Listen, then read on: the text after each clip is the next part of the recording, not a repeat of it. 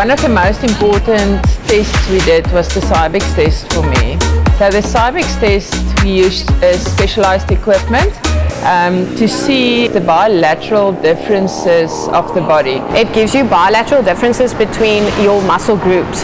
So according to that, a person can see if it's more than 10%, then you should maybe give more attention to the one side than the other side. So we tested the shoulder, the knee, as well as the ankle, because that's the most important joints we use in netball. Shoulder test we did, and I can't even remember all of them. Like, we have to hold a pole and do like a lunge, and like it's a lot of variety of tests. At this stage, the results I did have a look at, we're not very concerned on speed and agility. There is some work to be done on the speed endurance. It's the first time we've done this actual test, the actual running fitness test. That was not nice, but it went well. And then on muscle activation resistance programs, we really need to adapt and to motivate the players to do resistance training, because I think it's always been a culture in netball not to do gym work, and we need to get the girls in the gym doing resistance training, bringing in them to a circuit training system, and from there on we can start with plate loaded system training. Usually with a high performance athlete, most of them have already had a base training session, a base strength that they have, and then from there we build it up.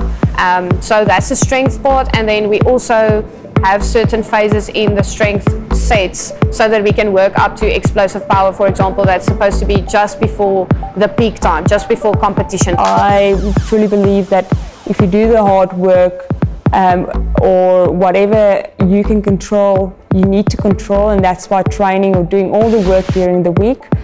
So just doing that work during the week, making sure you can control everything you can, I then have the faith that you'll be consistent stepping out on court. I think the ladies understand it. I think they give 110% when they're in the gym and on the court. And physically they do feel it. You can see they're tired as well. Lying on that gym floor, having to do plank walks, and I just hear moaning and groaning, not just from myself, but from other people as well. And then I look up and everyone's just dying on the floor. And then I'm just like, oh, thank goodness it's not just me. Right mindset started by, everyone coming in together and putting in the work with the fitness testing. That's the worst time of being at camp, because no one wants to come from home and having to run all those tests, and you have to hit certain times to show that you're at national level and you deserve to be here. So it was really good to see really everyone putting in the work and wanting to have the best results. And I guess what we have at this point is something we can take and have maybe pride on going forward. I think from our side as sports science, we would like to see a performance increase per player, so not necessarily only as a team but individualized as well.